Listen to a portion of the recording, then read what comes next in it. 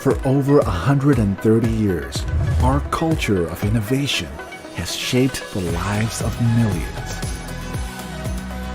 Building better, brighter, and happier lives full of color and opportunities.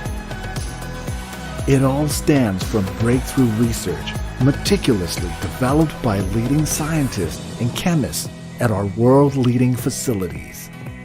We're all part of a diverse family who, together, make Nippon Paint Asia's #1 paint and coatings manufacturer, offering a complete paint and coating solution for total peace of mind. We're a Pan-Asian family unified and driven by our lean for growth culture of vigilance, insatiable appetite, teamwork, agility, leanness, stamina, allowing us to lead from the front of the pack. Corporate responsibility is ingrained in our DNA, promoting sustainability and developing skills, because people have always been at the heart of our company. Together, we strive for a sustainable business that positively impacts lives. Our ingenuity flows through every drop of the billion liters of paint and coatings we produce every year, adding color to all the industries we supply through strong distribution, and in turn enriched the lives of millions around the world. We continue to set new standards in coatings for motor vehicles. Our protective coatings sustain and enhance the performance of bridges, ships, fuel pipes, and chemical tanks. By offering developers and architects a variety of highly durable and weather-resistant options, we make it possible to realize their ambitions. And for our consumers, we strive to deliver the best end-to-end solutions, including design services to perfectly complement our products. We are Nippon Paint. We harness the brilliance of innovation. We inspire the lives of millions now and for decades to come.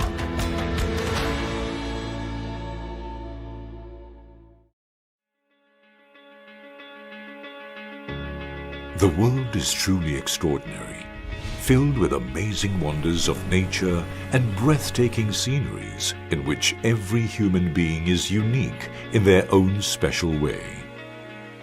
We are all different in genders, ages, and identities, from diverse family backgrounds, regions, ethnicities, and cultures. We do have one thing in common: ideas. From the things we have seen, the experiences we have gained, and our exposure to the world, we generate infinite ideas to contribute to our society's social, economic, and cultural values, to help build and enhance the world we live in. The world needs change now more than ever, and a push for revolutionary innovation which will thrust us towards improving the quality of our lives.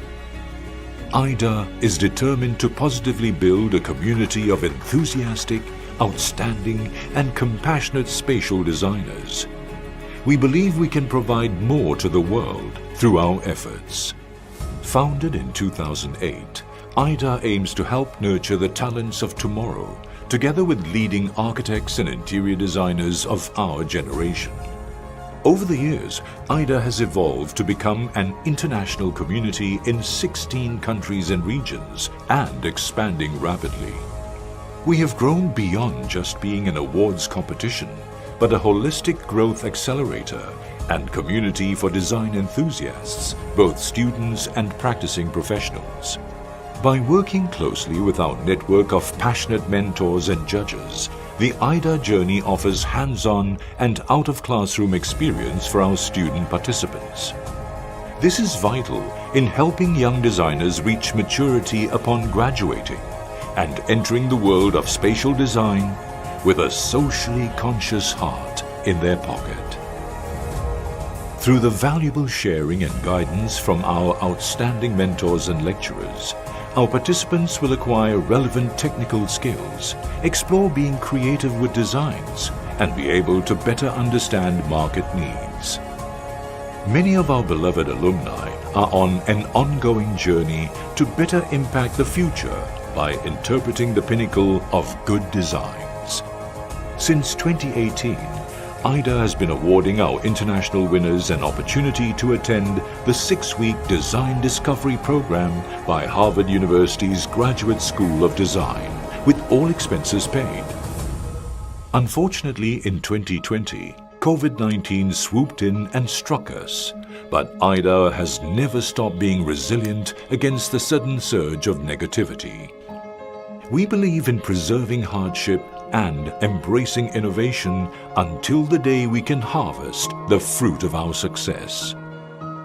Despite the pandemic, the 1,200 partnering educational institutions across Asia share our sentiment.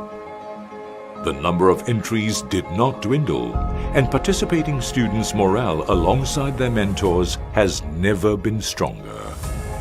With AYDA going beyond Asia, we are persistently amplifying creativity and unearthing hidden talents within every young designer. We will continue to encourage our future young leaders to be bold, innovative, and committed to changing the world with significant impact.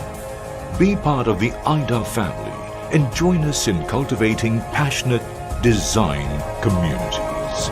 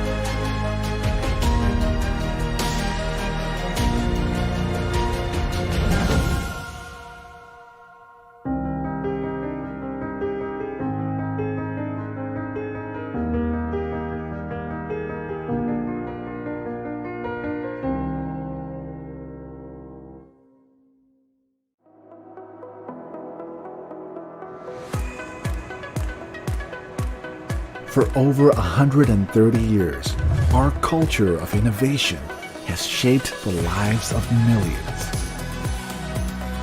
Building better, brighter, and happier lives full of color and opportunities. It all stems from breakthrough research meticulously developed by leading scientists and chemists at our world-leading facilities. We're all part of a diverse family who, together, make Nippon Paint Asia's #1 paint and coatings manufacturer, offering a complete paint and coating solution for total peace of mind. We're a Pan-Asian family unified and driven by our lean for growth culture of vigilance, insatiable appetite, teamwork, agility, leanness, stamina, allowing us to lead from the front of the pack. Corporate responsibility is ingrained in our DNA, promoting sustainability and developing skills, because people have always been at the heart of our company. Together, we strive for a sustainable business that positively impacts lives. Our ingenuity flows through every drop of the billion liters of paint and coatings we produce every year, adding color to all the industries we supply through strong distribution, and in turn enriched the lives of millions around the world. We continue to set new standards in coatings for motor vehicles. Our protective coatings sustain and enhance the performance of bridges, ships, fuel pipes, and chemical tanks. By offering developers and architects a variety of highly durable and weather-resistant options, we make it possible to realize their ambitions. And for our consumers, we strive to deliver the best end-to-end solutions, including design services to perfectly complement our products. We are Nippon Paint. We harness the brilliance of innovation. We inspire the lives of millions now and for decades to come.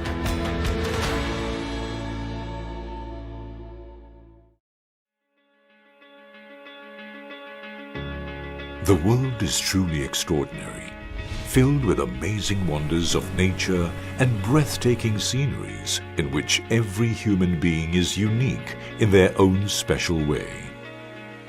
We are all different in genders, ages, and identities, from diverse family backgrounds, regions, ethnicities, and cultures. We do have one thing in common: ideas. From the things we have seen, the experiences we have gained, and our exposure to the world, we generate infinite ideas to contribute to our society's social, economic, and cultural values, to help build and enhance the world we live in. The world needs change now more than ever, and a push for revolutionary innovation which will thrust us towards improving the quality of our lives. AYDA is determined to positively build a community of enthusiastic, outstanding, and compassionate spatial designers. We believe we can provide more to the world through our efforts. Founded in 2008, AYDA aims to help nurture the talents of tomorrow, together with leading architects and interior designers of our generation. Over the years, AYDA has evolved to become an international community in 16 countries and regions, and expanding rapidly. We have grown beyond just being an awards competition, but a holistic growth accelerator and community for design enthusiasts, both students and practicing professionals. By working closely with our network of passionate mentors and judges, the AYDA journey offers hands-on and out-of-classroom experience for our student participants. This is vital in helping young designers reach maturity upon graduating and entering the world of spatial design with a socially conscious heart in their pocket. Through the valuable sharing and guidance from our outstanding mentors and lecturers, our participants will acquire relevant technical skills, explore being creative with designs, and be able to better understand market needs. Many of our beloved alumni are on an ongoing journey to better impact the future by interpreting the pinnacle of good designs. Since 2018, AYDA has been awarding our international winners an opportunity to attend the 6-week Design Discovery Program by Harvard University's Graduate School of Design, with all expenses paid. Unfortunately, in 2020, COVID-19 swooped in and struck us, but AYDA has never stopped being resilient against the sudden surge of negativity. We believe in preserving hardship and embracing innovation until the day we can harvest the fruit of our success. Despite the pandemic, the 1,200 partnering educational institutions across Asia share our sentiment. The number of entries did not dwindle, and participating students' morale alongside their mentors has never been stronger.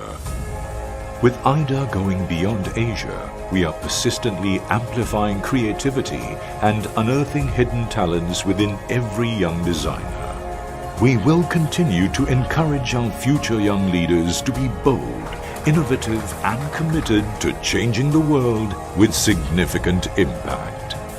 Be part of the AYDA family and join us in cultivating passionate design communities.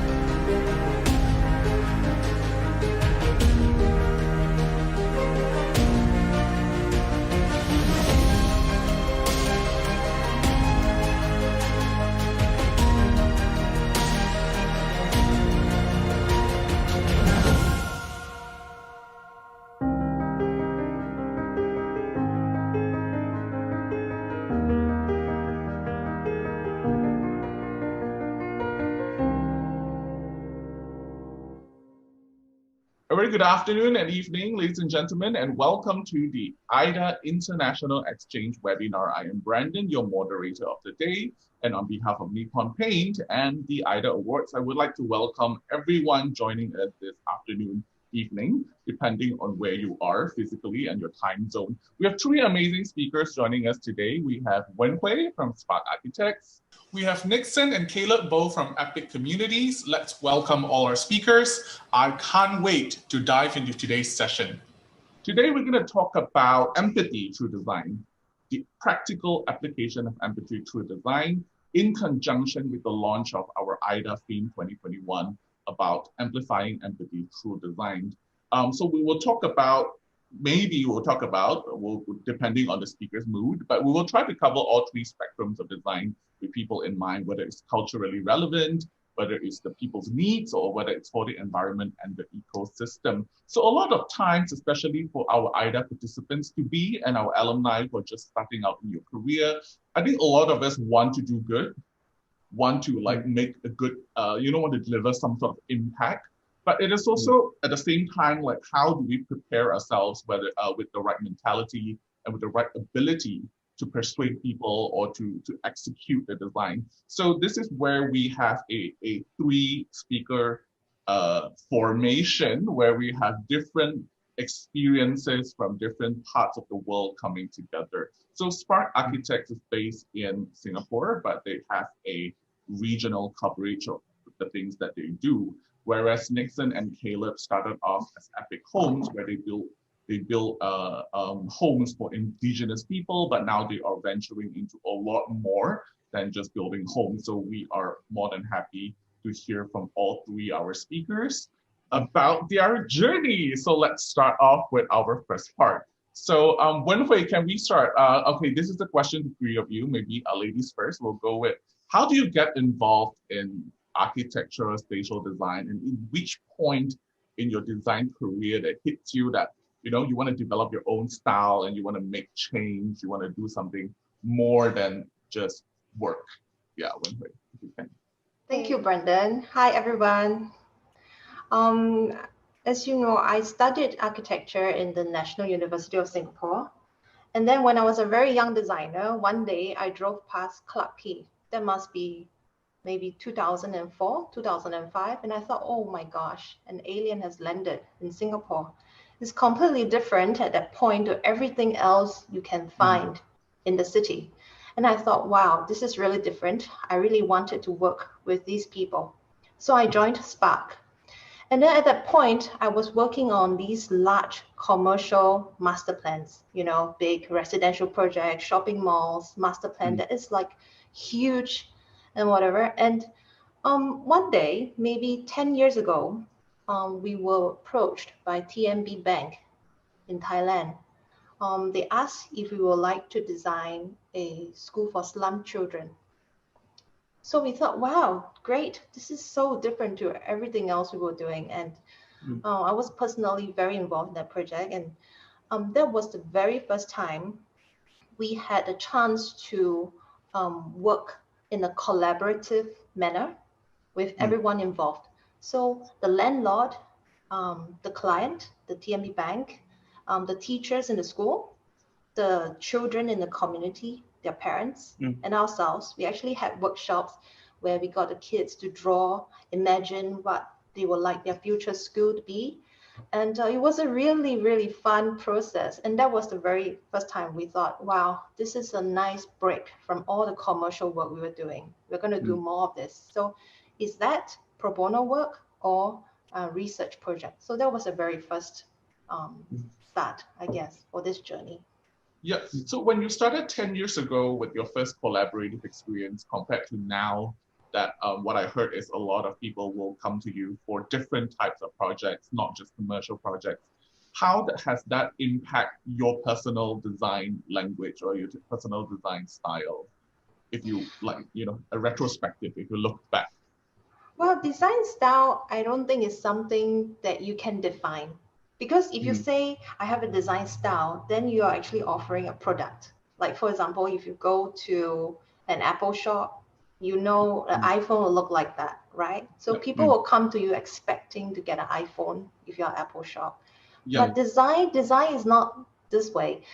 Style is an ever evolving process. So every design brief, every project is different, right? So you have to respond differently. You customize every experience.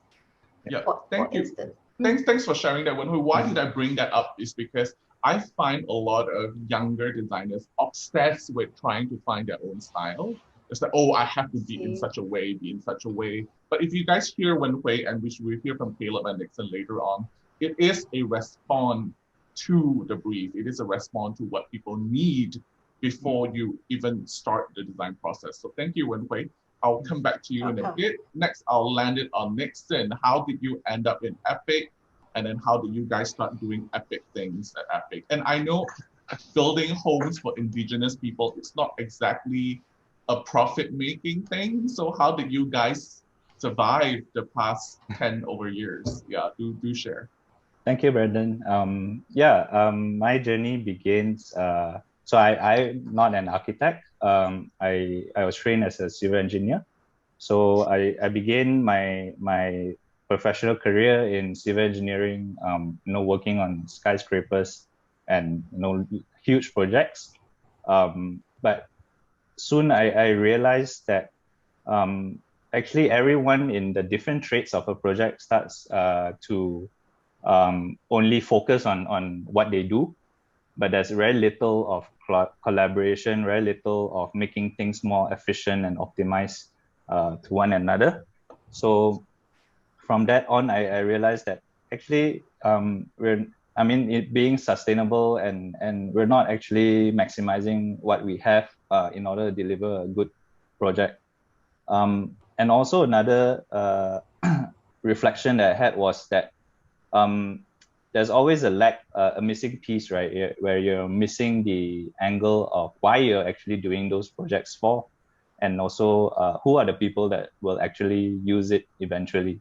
So we don't ask those questions, right? When you're in a commercial firm, you often look at, okay, what most technical and most profitable way to actually make the project happen. I mean, that is a very drastic way of saying things, but and that was the missing piece that I was searching for. And at that time, my friend Johnson, so he's the CEO of Epic, and he started Epic, and he invited me to join the volunteer group to design the house for orang asli communities. And that was like a really eye opener for me, to be able to go on ground and see how the communities live, and the whole world view change, right, for me, because at that time my foresight in my career is like, I'm gonna join a developer one day,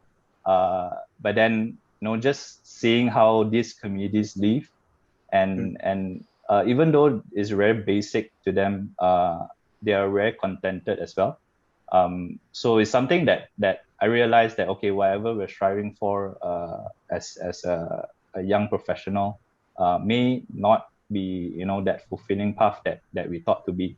So that's where I really started, and for Epic to grow until today, we were really I think through the efforts of being an option for people to serve, where we felt there's so many hunger for people to serve, from volunteers, designers, from architects, from people who wants to put their hands on the ground. Because of that, then word of mouth actually expanded, and people start supporting our initiative and keep us continuing until today. Yeah. Thanks, Nixon, for sharing. So I'm not sure if Wenhui would also resonate with this. We'll go to you at the last, Caleb, in a bit.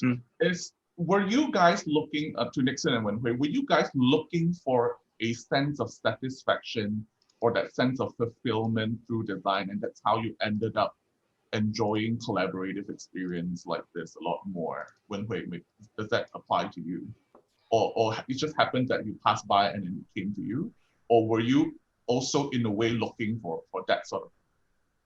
journey or I experience? think at the very start, we're not looking for anything.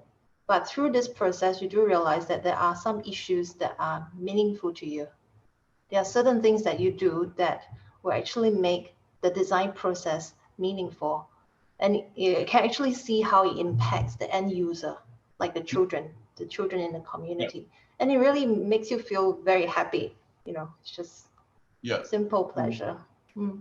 Yeah, I think it's things like this that makes us want to keep going. And Nixon, you found yours, which is great. And Caleb, you are relatively young in terms of leaving university and joining the Epic team. And I Yeah. think you kind of hit the jackpot in terms of fulfillment because this is, I assume this is your first career and Mm. you are already doing something so deeply rooted and beneficial for communities. How did you end up here and how did you and where do you see yourself going? Yeah, so that's why the question to you is a little different because Okay. yeah, you're just Cool. starting Cool. out and I want to see how you can also share your experience with our AYDA participants and our Yeah. alumni who are now just starting off their journey. Yeah. Yeah. Cool. Thanks so much, Brendan. And it's really great, I think, to hear from Wenhui and Nixon, people who are definitely further along the line. So like you mentioned, Brendan, I think I'm really different. I think in terms of my background from the both of them, where I am in my life now, it's pretty different. And definitely I have the fortune of being here in Epic and experiencing work here um, as my first job in that sense. So I think for me, coming to architecture first, I think to answer the question of how I got into Epic, I have to first, I think, kind of share a little bit of how I got into architecture. So for me, architecture was not something I grew up wanting to become, wanting to do. My dad is an engineer, and like any good Asian family, I grew up with the expectation that I would become an engineer because that's a safe job, that's a good stable job, and nowhere ever in my mind did I think that I would eventually go into a field that's a bit more creative, a bit more artistic, because I don't know, just was never really exposed to it. But one thing I always did had growing up was just this interest or this intrigue as to how spaces, the environment that we live in, can really play a huge role in shaping the individual lives, but also the lives of a community and a society. And so you grow up watching documentaries or TED Talks, and that's where I kind of had an interest, had a passion, but never really saw it as a career. But I think but I think something happened. I think one thing led to the other, and eventually I spoke with an architect right before I made the decision where to study, what to study. And he put it quite simply to me that actually architects are not artists. The main idea of an architect really isn't to create art, but it's to actually create spaces for people. And the biggest thing that he told me that was necessary for architect really was a heart for people. And for me, I think that was something that resonated with me and kind of gave me that confidence to then decide, okay, perhaps architecture is not so crazy after all. And that's what kind of got me into architecture. Not really the design or the arts part of thing, but really more so the idea that I could interact with people and contribute towards creating meaningful, purposeful spaces. So at the same time, I think what was happening throughout my process in university, I think was very much shaped by my view of the world, very much shaped by my faith as well as a Christian, recognizing that really that life is more than just my work. There's really more to life than just the work that I do and the career that I have. But really there is a need and a great need to contribute and to really help the people that are around us, especially the least and the last. So when I got into architecture and started studying, I struggled quite a bit because I felt that architecture could be, it isn't always, but it can be quite self-serving. As all things are, right? Architecture in itself is not the problem, but it is how we view architecture and how we use architecture. And unfortunately, the world the way that it's set up at the moment, the natural way that architecture is approached by and large is that good design is only affordable by people who can afford it. Good design is only available to those who can afford it. So especially in a country like Malaysia, where I think the civic consciousness is not that high. So for example, our public spaces aren't the best. And compared to perhaps even Singapore, for example, which have great public spaces, which means that even people who cannot afford it, for example, or who cannot afford it privately, can still experience good spaces because as a country, as a society, they do put the government recognizes that there is a need for all people to have access to good spaces. So in Malaysia, we don't have that. I don't think we have that in as great a quantity as you would like to see, or as great a quality as you would like to see. So that was kind of like the struggle during my years studying. So when I graduated and I got this opportunity to hear about Epic and kind of hear what they are trying to do, what they want to do, what they want to achieve. I think I was quite, I think it was great. I was excited because I realized that, okay, there's a group of people who want to do things differently. We might not have all the answers yet, but I think that is something that I can commit myself to. Not necessarily having all the answers, but having the right intentions and having the right desires to create a world that is better for other people. And in our case, it's through architecture and through the spaces that we create. So I think that's where how I kind of end up in Epic. So yeah, that's my story. Thanks, Caleb. Thanks, three of you. Just to pull everyone back, we're not here today to discuss how the world should look like, because at the end of the day, we live. No, nothing wrong with what you said, Caleb. I agree with what you do.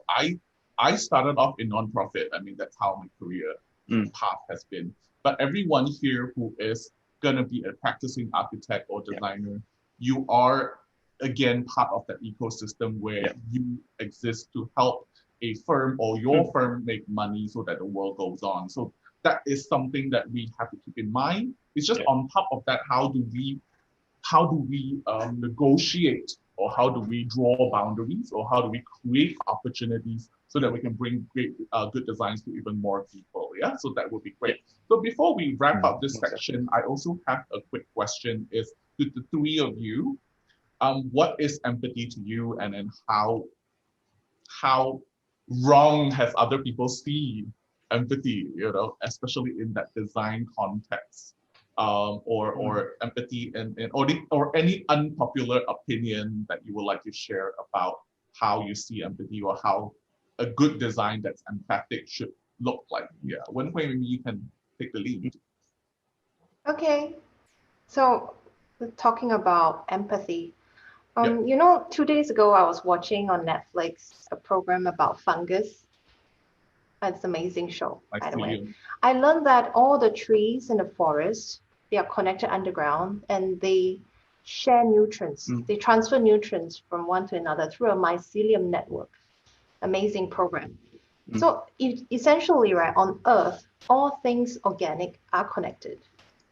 So actually, a lot of issues that we face nowadays, like aging population, pollution, lack of sanitation, health and well-being, they do impact us one way or another. So, everyone is connected. So we have to take these seriously. So using a Spark project as an example, Spark Beach Hut, there is the issue, on one hand, you have the serious issue of plastic pollution in the oceans. And then on the other hand, Singapore has a maritime heritage and a close relationship with the water. I mean, we are an island, right? So the idea of the beach hut is to recycle the ocean plastics to create the cladding material for these beach huts along the waterfront. So they become lanterns and a very nice urban furniture along the coastline. So it's a way to tell a story about pollution, Singapore's heritage, and to educate the public. So to me, empathetic design is really about making connections between issues that are important to you and the solutions, and telling a story in the process and making it relatable to people in a fun way. So you see, it's actually not that complicated. It's what's meaningful to you.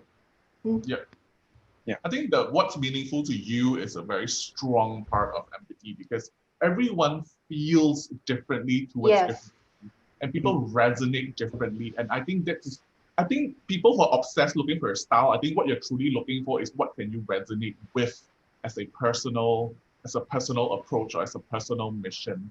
Like, for example, I'm huge into education equality and I fight for it, for example. And then when we play Caleb, Nixon, all of us feel differently. You don't have to, because everyone resonates with Earth Hour, so that you have to resonate with Earth Hour. That's not how it works. Exactly. You don't have to follow a prescribed route that other people have set. You don't have to follow a style. Yeah. Like, I'd like to just take 2 minutes to talk about one of the winning project from this year's AYDA Awards. Her name is Eva. She's from Malaysia, and she worked on a women empowerment center to be located in the heart of Kuala Lumpur, because her family, not her directly, her family has experienced domestic violence, and to her that is something that she wants to fight for. And she was so passionate about her project. She touched basically everyone's heart through a good design. I mean, of course, the basis is that her design is good, and then her story is really contagious, that she brings people together. And now she has won the interior design category for the winner as the Asia Young Designer of the Year, and we're sending her to Harvard after the pandemic for a 6-week program. So I think this is what I want everyone to also learn from our speakers, is really to find what can you resonate with. So over to you, Nixon. Like, empathy is not like one single definition that everyone's just following, right? And for me, my experience in empathy is really through kind of like humbling yourself. As we go into different communities a lot. We experience cultures that is so foreign to us. Growing up. But if you're going in with a preconceived notion of things, and you're assuming why people decide to live like that, or why people choose different decisions in their life, and then that's when you're not putting empathy to its best use, right? So for me, really, empathy is about, like, how can you kind of put yourself into other people's shoes as best as possible. I know it's quite impossible because unless your encounters are really through a long period of time. But as best as possible, humble yourself. Don't come with preconceived notions, and trying to understand the other party in terms of everything, right? They do, how they live, what they think of, what they speak. And just spending that time as much as possible, spending that time to really build that relationship, because you can't really understand empathy without having a relationship or understanding about other people. So kind of like taking that and zooming out a little bit, where I think design, empathetic design, is not just kind of end user perspective only. That is very important. However, like, if you're looking at things on a more macro scale, who are all the other stakeholders, right, that actually will influence and may be impacted by your design, and through that is really being empathetic to all the other stakeholders as well. Because if you're too much focused into one particular stakeholder, then everything is skewed towards that, and you're not actually solving any. You may solve a solution for that particular stakeholder, but then you're not solving it at a large scale, and so that's where I see empathy is, and it's really about getting the most holistic view of everyone's input lah, and to channel it into a solution that would work best. Thanks. Thank you for sharing, Nixon. I'll do a summary in a bit.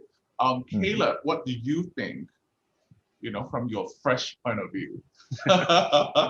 Yeah, thanks. I think for me, empathetic design really in itself is not a style, right? I think the second what Wenhui and Nixon already mentioned, empathetic design in itself is not a style. But I think it comes more so from a it's a product of empathetic designer, which is the outcome of an empathetic person to begin with. I think that's how I'll approach it now. So, and again, to build on what Nixon shared, an empathetic person is very much basically someone who is willing, who chooses to step into the shoes of another individual. Basically caring enough for someone else to choose to look at a problem in a different perspective. So I think that's something I experienced here in Epic. I think that's definitely something that is crucial and important. And empathy is not a formula, but empathy really much is a posture that as an individual you have. And so yeah, I think that shows in your design, really in being able to make the time and effort to actually get to know people who you're designing for. Right? Asking them not just the what questions, but the why. Right? Asking them why they do what they do. Because a lot of times when you look at just the what, it's very hard to understand. It's maybe one, you will come to very superficial conclusions, or you come to the wrong conclusions even, right? You judge people for what they do, when at the end of the day, what's more important a lot of times is the why we do what we do. So I always, it's a struggle because I think it's not really our natural instinct to do. We are wired to make quick assumptions. That's how we're wired as human beings. I think we're wired to be efficient that way. So our brains are very good at drawing conclusions on the fly. But I think that's where I'm learning personally as well, to just take a step back and slow myself down and say, okay, this is what they're doing. This is how they do certain things. But why? Why do you do what you do? I think later on when we talk about our project, I think you can see that in the way that we tackle community projects, right? Not just about asking them what you want and then we just include that in, but we want to ask them, what do you want and why do you want it? In hopes that we can get to really the heart of the matter and design solutions that really touch the heart rather than just tick off like a bucket list. Because I think that can be that can have a very nice wow factor at the beginning, but in the long run, if you're talking about impact, you're talking about really creating a lasting influence in people's life. It is important to understand their heart more so than just what they are on the surface. So I think that's kind of how I would tackle the problem, how I answer that question. Yeah. All right, thanks, Caleb. So I'm just gonna put all three of your wisdom together, and then what I feel is empathy is definitely something of a personal approach. It's a personal resonance you have against with the community or with an issue. It is a long-term thing where you have to have very immersive experiences and relationship with a particular community to truly understand what they need. And it's also not a checklist, like what Caleb says, it's not a bucket list, oh, yay, yay, yay, yay, yay, and this is an empathic design. This is not how it works. I think we need to look at the macro scale. How does this provide some sort of longevity, in terms of positive impact to a particular community in the long run? So for that, I would wrap up our part one, and then we'll jump into a quick, we'll just share some videos about our past year projects, and then we'll go into part two with our speakers.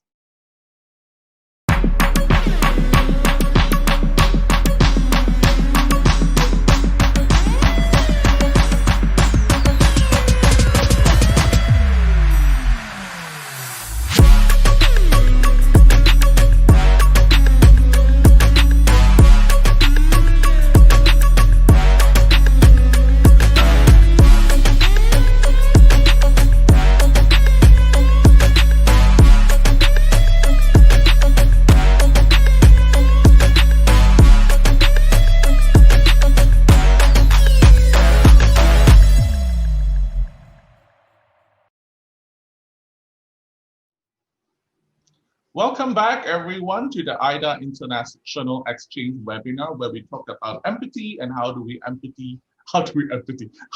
amplify empathy through good design. And the part two will be discussing about our speakers' challenges that they have faced throughout their professional experience and how do they overcome. So shall we start with Wenhui again, or do we want to start with someone else? Wenhui, are you okay to go first?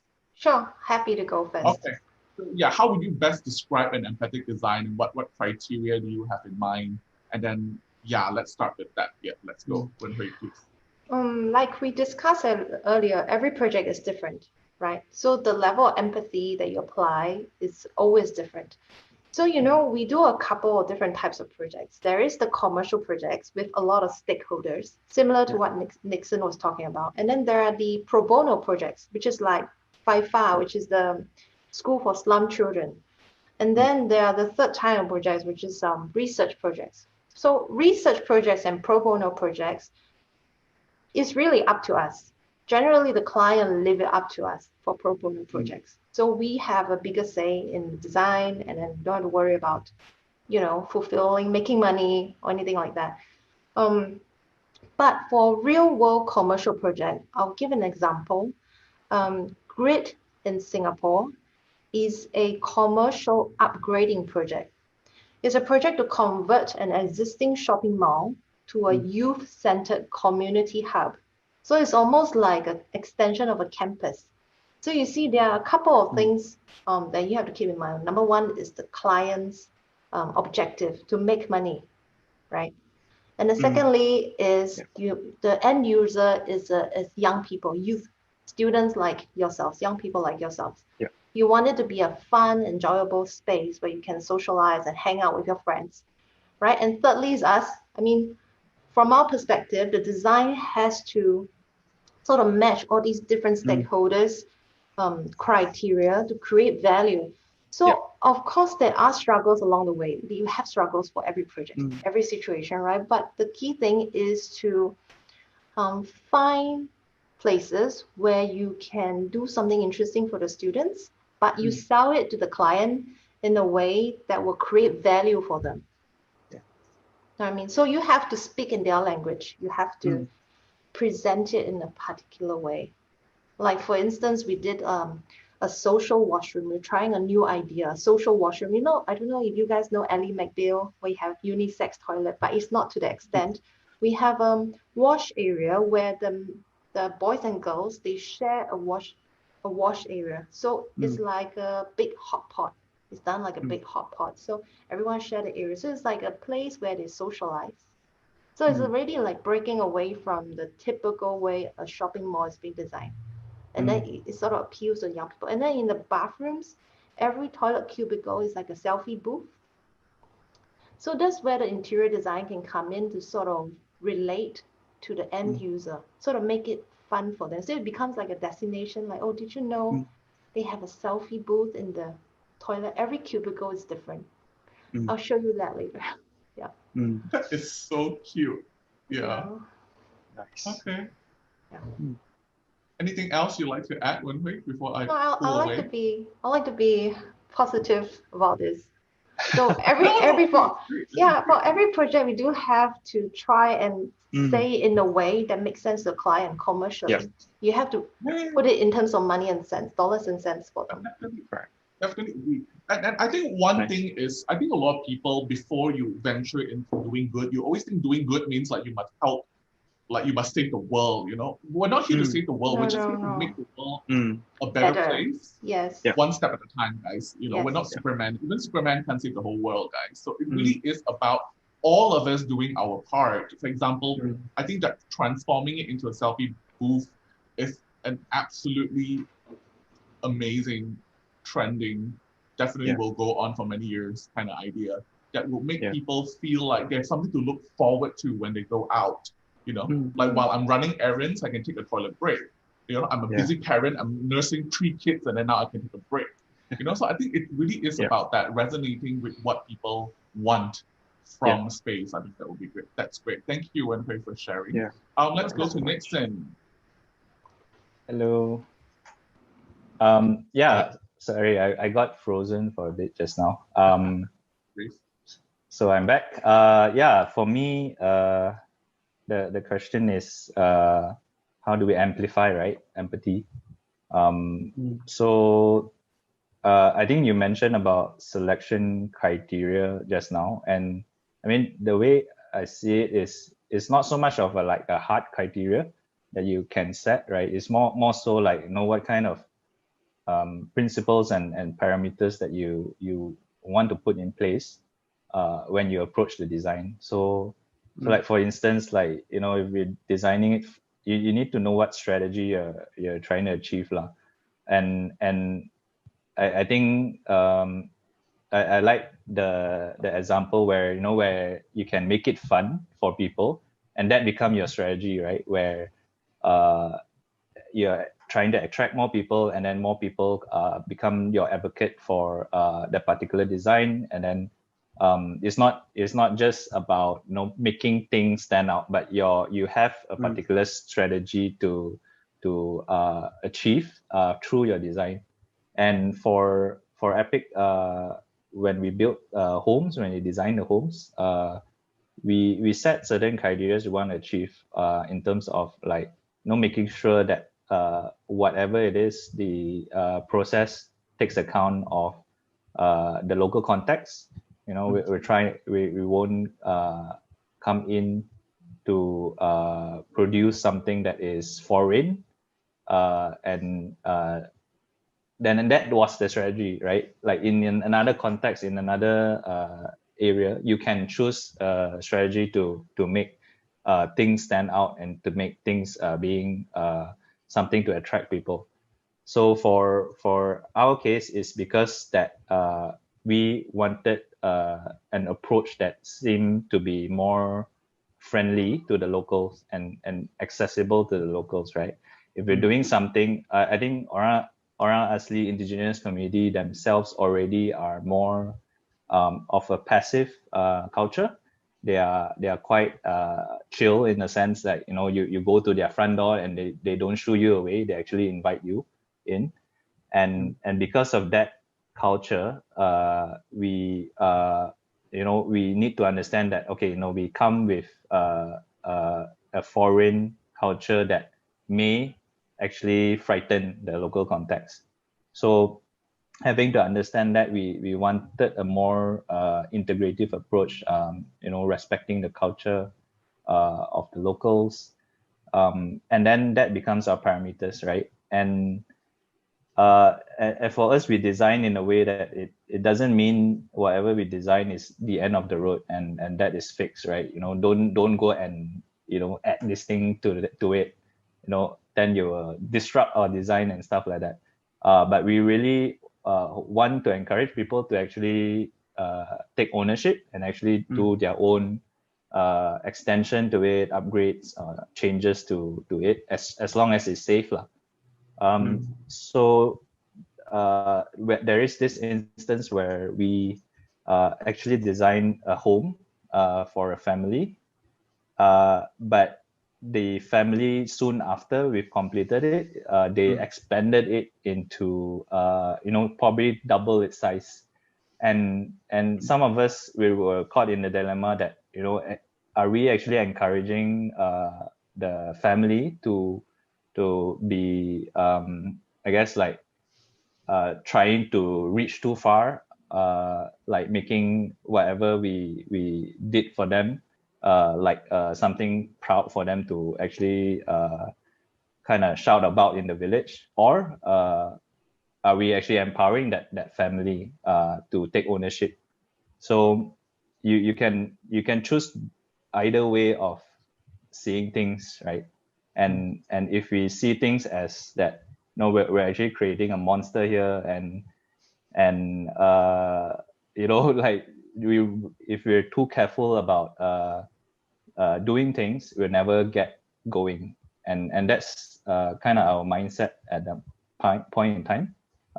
Really learning through what happens, not just in after construction stage, but what happens post construction. You know, how the family changes, how their mindset changes, whether or not you know, I wouldn't say that everything will be a positive thing, but sometimes the mindset, the whatever we've done does have, like, you know, things like, oh, you're not grateful with what we give you, and then now you're trying to maybe continue asking more and things like that. But those are human nature, right? And we can't really control these things. And I think for me, selection criteria is quite a dangerous thing. We do have to put in principles, parameters, but at the end of the day, we need to learn from our approach and try to make a more, I guess, empathetical design, right? And embrace the process as well. All right, thanks, Nixon, for sharing. I think localization and respecting the local context is very important, and thank you for bringing it up. And I think you will elaborate more later in your project showcase on the ownership part, because I think what Epic does is a little bit different from commercial architectural design out there. So we'll let you elaborate that in the later part. Caleb, would you like to jump on anything or add on?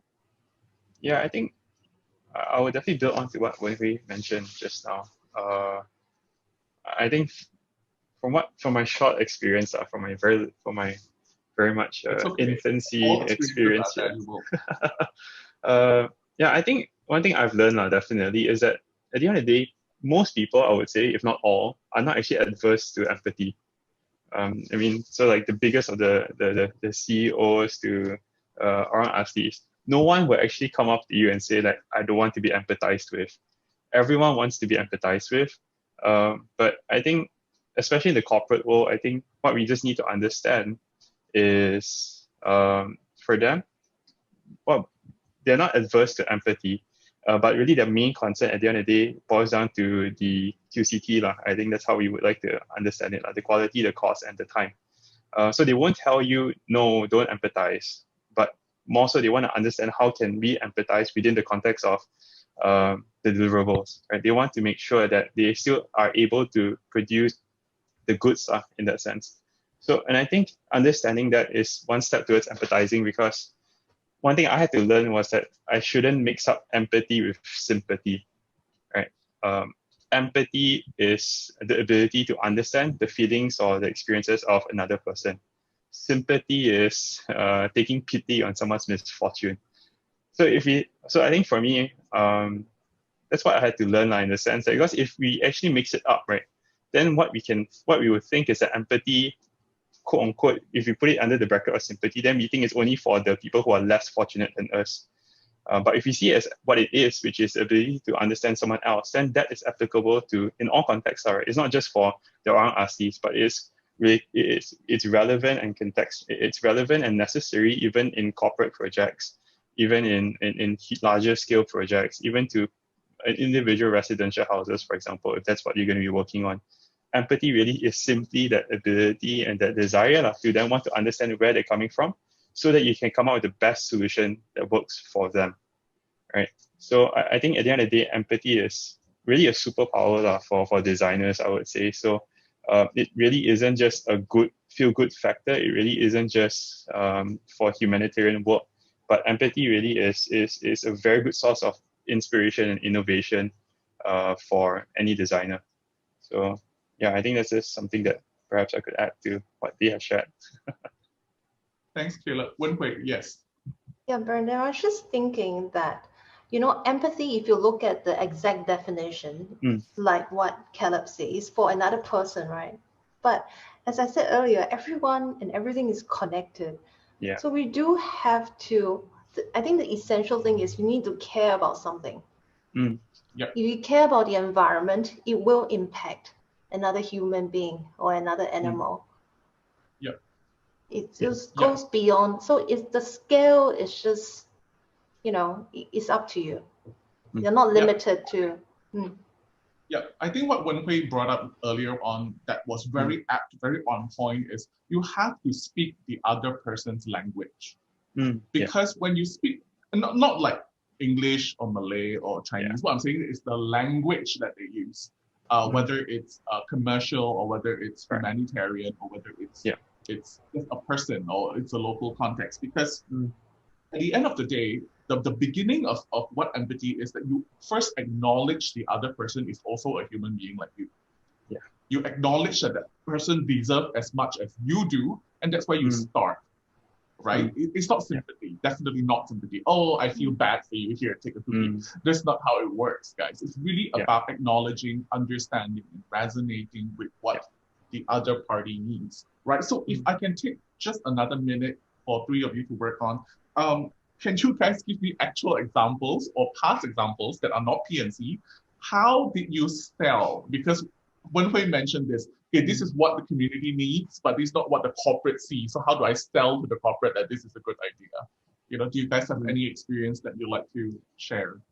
Like, how do you change up the language to match both sides? Yeah, maybe Nixon can go first with the indigenous community and with your corporate partners and with your volunteers. How do you usually change up the language when you talk to these different groups on the same thing? It's the same project. Just how do you approach it differently? Okay. Yeah, maybe later we do have other examples. But yeah, I can share about the indigenous community project. So how do we sell? Like, it's, I guess, I think different stakeholders, like, I think when we talk about empathy and all that, different stakeholders looks at kind of different needs and also goals. And in terms of what we do is that there are also many approaches to what we do.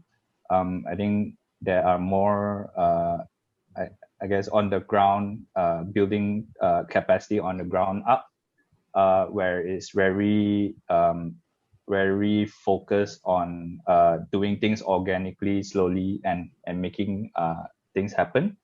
But also at the same time, for our case, we kind of came up with a concept that is meet the middle ground, right?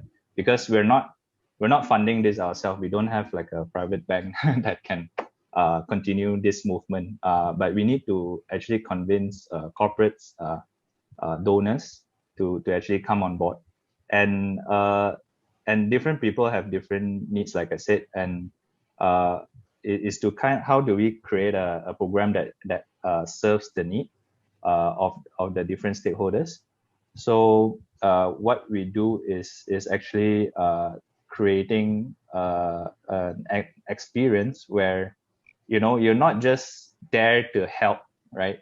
But you're there to actually learn and grow and be empowered yourself. So as corporates, you get to actually go on ground, you get to interact with the community, and the people from all different levels, like, you know, from CEO to executives, really just put themselves outside their comfort zone and going into a place that you see collaboration between different cultures. Even for the Orang Asli families themselves, they are I'm sure they're not comfortable having like so many urban folks coming in at the same time. But how we presented it to them is that, you know, they in order to make this collaboration happen, let's all be open to one another. Let's all try to understand each other's needs and perspective, and that becomes like that platform for us to build that relationship and understanding. So everyone give in a little bit, and we achieve something that there's a common goal that everyone achieve towards. So that is really the point of how we can address different stakeholders, and making sure that, you know, we don't forget that we're not just trying to save the world, or we're not saving a community, but we're actually making it a sustainable effort to do so. Yeah. Thanks, Nixon. Wenhui, would you like to go next? How do you switch between the language to sell to the benefactors and then the ones funding the thing? I suppose I'll give you an example of this project we are working on right now. It's a riverfront site, waterfront site in China. Wonderful site, huge, 600-meter long along the river. And then it comes with a little hill. So, you know, in feng shui is really great. It has mountain behind, there's water in front, right? But the client really don't care about the beautiful geography, you know. They want to get rid of the mountain. So they are prepared to just flatten the entire site and populate it with 4 buildings. Because that's what some people are like. They don't really care. So it really depends on the geography of your project. Some places with strong governance, they set a rule, say you have to fulfill this sustainability criteria, you can't do this, can't do that, and then the developer will have to follow, right? But in this case, it's not like this. So the developer has a lot of power. He just wants to get rid of the hill, right? So from our perspective, it's totally, you know, for as a designer, it's like, oh my gosh, what about all the, you know, it's like all these plant life and natural ecology that we destroyed when you just remove the hill, right? So the only way you can talk to the client is through soil works, earthworks excavation. You know, to remove the soil, you have to like put back some of the earthworks, and then the amount that's being removed from the site actually costs them a lot of money. It's huge. So you need to get the number and feed it back to them. And then this is actually something that the client design management team knows, and they are using it as a methodology to convince their boss. Okay. Quantifying it. Yes. So it's in a language that he can understand. Okay, if you get rid of the entire hill, blah, it's going to cost this much. But if you get rid of it, but you put it back somewhere, you know, keep the earthworks on site, it's going to cost you this much. Then they can understand. Most people don't care about sustainability. So, I mean, we'll have to try, right? So it's actually really hard in the real world. And then, of course, there are other examples that we try to advocate, but for all kinds of reasons, maybe they don't happen, okay? Like, for example, the idea of we wanted to have this algae facade thing in the basement of a car park. It actually will absorb all the carbon dioxide, carbon monoxide, and then convert it to oxygen. So it becomes a green lung for the car park, right? And the client marketing team loved it. They say, oh, great, I can use it as a marketing thing for my project. It's going to be different to any other project. So yes, thumbs up. But then another department from the government comes in, from the client team comes in and says, oh my God, how am I going to maintain this? And it's going to cost me this much to maintain it. Okay, forget it. So that happens all the time, you know? Yeah. So if you want to carry on this sort of course, it's going to go on forever. But thanks for bringing these very obvious examples out, that what it means by speaking another language. Because one thing I learned, so what we did in AYDA Awards is we spoke to like probably lecturers from 30, 40 over universities, and they all have one similar feedback, is that a lot of students are so into their own world, they're not connecting, they're a bit disconnected with the outside world. So I think having this, maybe I'll give everyone a slap, you know, like, hey, you know, the world's not just about you, there's a lot more people involved, and then you need to collaborate with other people. Caleb, thanks Wen-Hui for your response, and Nixon as well. Caleb, I have a different question for you. How do you tell people what you do? Because, for example, all your classmates are architects, and you're not doing architecture per se, right? So how do you, or even older folks who don't understand what you're trying to do, how do you usually explain what you do to them? I'm just curious, and then we can wrap this section up. To explain what I do. Most of the time, I will still tell them that I am a designer, basically, and that I design solutions. I think that's how I put it. I design solutions for the Orang Asli community, but also for, just about anyone, I suppose. Right? Because I think that's what it is at the end of the day. What we're trained to do is design solutions. Just happens that architecture, that solution is a building or a space or whatnot. But I think a lot of the same approach, same approach can be applied into designing solutions that are, for example, strategies, right? Or engagement strategies. Could be about, maybe the end goal is about building a stronger community. So I think that the approach that architecture gives you is quite holistic, in the sense that you start with site analysis, right? So site analysis is this, like what you do, you analyze, you understand the site, understand the people, understand the culture. So I think that approach actually works very well in a lot of things. So I think that's how I approach it. I'll just tell people that I design. I'm still a designer. Instead of just designing buildings, I design solutions. So yeah. Thank you. I think what I really like from this takeaway from Caleb is that everyone here who is about to graduate and step into the world, you have to understand that your career as an architect, your career as an interior designer, is not a standalone career. You have to take into consideration a lot of different things. like economy, like your clients, like the end users. So it's not just like, oh, I can draw pretty things, so hence I am a designer. It's not that. It's really why are you designing it and how you're designing it, which will lead us to the next section where our speakers will share projects, actual real projects from the section. So we'll come in with a quick video and then we'll see you at part 3. Hi, I'm Tanay. I'm an architect and a self-taught photographer from Pune, India. I'm the winner of Asia Young Designer Award 2018-19 Architecture category.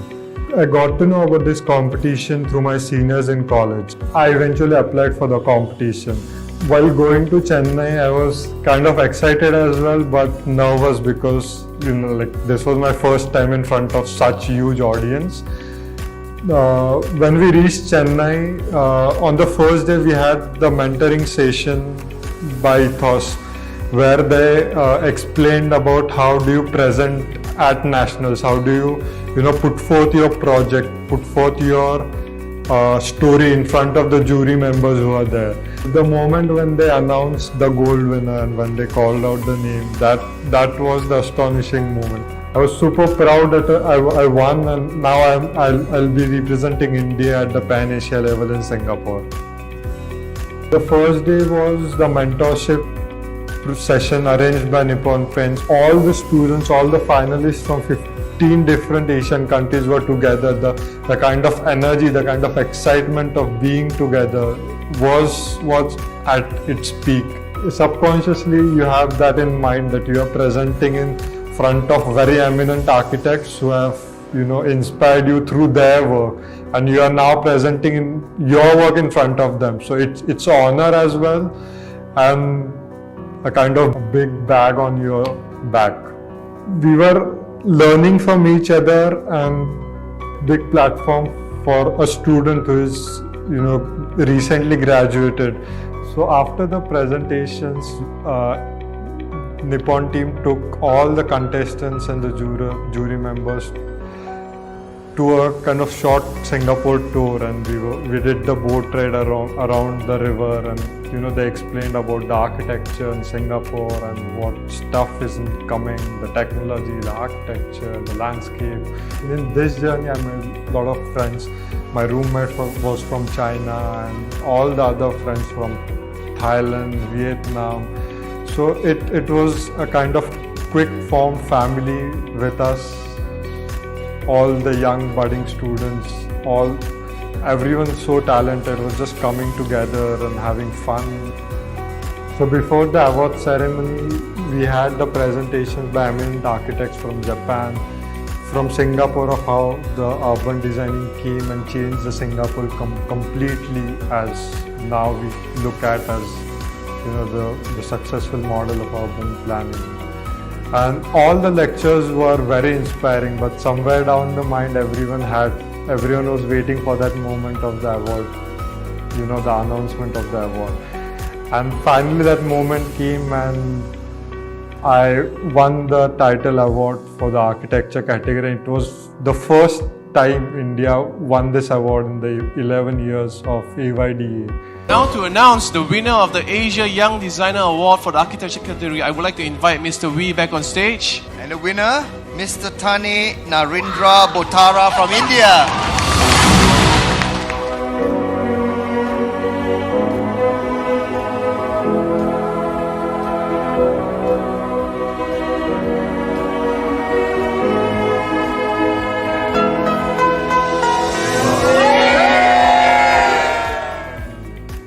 So it was a very, very proud moment for me and India as well. So after winning the award, I knew that I was now going to Harvard for the 6 weeks design course, fully sponsored by Nippon, and I guess that was a dream come true moment for me. It's Harvard. It's every architect's dream to go there and study there. It's winning this award was a huge thing because my life changed overnight. Before the award, I was just another student who was studying architecture and who had participated in AYDA. And after winning the award, it changes completely. it just like kind of living a celebrity life for a moment. So after coming, many interviews were lined up with the national newspapers, the international magazines, and now I was heading to Harvard. This award had just opened doors for me at such a reputed university. And yeah, the next day was the registration day, the day when we were starting our program. We were now introduced to how the program would be, the modules of the program, and how we would be curated in 6 weeks. And my fellow course-mates were from all around the world, aging from 18 to 50 years old. The thoughts of designing which were coming in weren't just from the people who are from designing background, but there were students from medical background, music background, physics, chemistry, maths, and just name it, they are there. So this wasn't a typical studio where all the architects are coming together and learning, but this was a kind of studio where young students are coming in and putting in their thought of what designing should be. And throughout the program, my perception of looking to architecture, perceiving spaces completely changed, and I feel like, I kind of got a little matured in terms of designing. I am kind of very happy that my journey landed me here, and in retrospect I would like to say that kind of seize every opportunity you get, because you never know. It was just one task for me to apply for the competition. It completely changed my life. Participate in this competition. It's rather than competition, this is a very interesting journey of learning from others, learning from your colleagues, all the talents from all around the Asian countries, from the jury members, from the mentor sessions which happen. So I guess it's a wholesome design experience which Nippon has created through AYDA award, and I'm super proud that I was the part of this.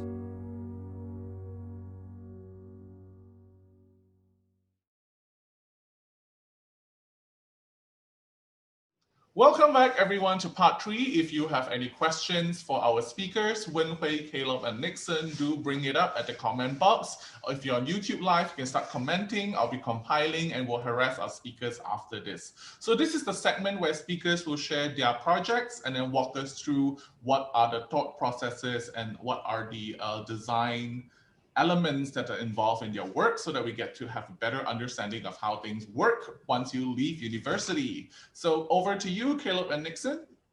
Thank you, Brendan and everyone. We're going to share about the project that is close to our heart, and also the beginning of Epic, called Epic Homes. And I'll be sharing this presentation with Caleb later on. So I'll kick off the presentation first. All right. So next, please. Right. So we wanted to share about our journey in a kind of photo montage way to help you to be able to immerse into our journey and also what historically happened. So this was the first house where our founders saw in Orang Asli village nearby in Hulu Selangor. So just looking at this image here, you wouldn't have imagined someone's actually living in this hut. There was an old man living alone in the hut, and it looks like it's gonna fall anytime now. So at that moment, Epic's initiative has just begun. We were just going into the village and trying to engage with the community, not knowing where we're gonna go and what we're gonna do, but just really trying to know another culture and build a relationship with them. And this image does spark a big impact to us, because if we just look at it and we felt that how could someone live in a house like this, and how could the community around allow this person or not helping this person to live a better condition. but then we wanted not to just assume things what we see directly, because if we're only seeing what we see and we're not trying to understand what's the underlying issue, then we tend to forget, or we tend to miss out key important information, right, to see how we can respond to the design. So our founders, next please. Our founders were there. We were trying to see, assess the situation and understanding the surroundings, and a lot of questions popped up, and it's very easy that we said, okay, no, we need to rebuild this home for the family, for the old man. But then what if we rebuild it, and in the end of the day it turns out the same way again? So there's a lot of questions then that we want to be answered, and we chose a path that actually, why don't we do anything first, and really try to spend more time and understand the situation, understand the old man's mentality, and so on. So next. When we began, we got together with volunteers, designers, and also people from non-design background. So we began a journey of trying to really just spend time and understand with the community what best is to actually go down and spend more time. So our volunteers, designers even went and spent a night with the family, and really just cook and chit chat and have fun throughout the night, and understand, okay, what is it like living in the village for, at least a night, right? So that's really our approach in trying to understand the context and the cultural sense of the village. So next. So we began, this is the second home that we built. It's really volunteer-led and designed by volunteers as well. So we work with Ibu Bia, which is in the center of the image there, and she is really a kind soul. She called all of us her kids after the project, and that's really touched our hearts because of that. And I felt, I think personally for me, it really impacted myself into really trying to understand who are we building for, and what are their needs and aspirations as well. So this project has begun a journey of us growing Epic and to where we are today. Next. Soon after a couple of builds, we've developed like a modular system in order for us to create an avenue where urban folks and rural communities can come together and bridge that gap of the cultural differences and trying to understand each other. And that happened quite well. People get to come because we've made it very accessible, making it short as well. We built a house in 3 days, and because of that, then we have grown the community multiple fold. However, we soon realized that a design solution doesn't work for anybody, doesn't work for everybody, because we met Benedict and his family.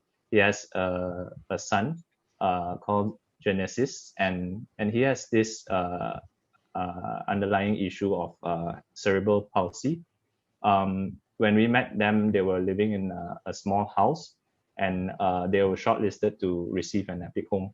And we found a lot of limitation with our design, and we needed to change it to really customize a ramp because the child is wheelchair bound, and really work with the family to what spaces that they would really require. So it's really, I think, a good empathetic design actually grows beyond just the design outcome itself, but it's really about that building that deeper relationship with the users, and also how can we use that and impact our decision making in the process. So unfortunately, Genesis passed away after a couple of years, but until today, the relationship with the family, with Benedict and the wife and the kid has been still going strong today. So next, please. Also growing from there, we wanted to show that we try to get the community involved as much as possible in every process. And this is one of the design workshop that we held with the community in Gombak. So there's 2 families here that we've co-designed the houses with. It's a small house, but then what we wanted to do is really make sure that the spaces and all that work for them and for the long run as well. Because to the community, to the families, these are the place that they're gonna stay, you know, for a long time, and that is what they have. Their land is just really a bit larger than the size of the house, and really we wanted to make it right and get them involved in the process. So it was really fulfilling. We've really built a strong intimate relationship as well with the families, and the volunteers, designers actually learned a lot through the process. They really felt that really going to the ground, understanding the families really helped in terms of how to respond to the design. Yeah, next please. Really all of the things that we're trying to do in the process is how do we ensure that there's dignity in the community at the end of the day.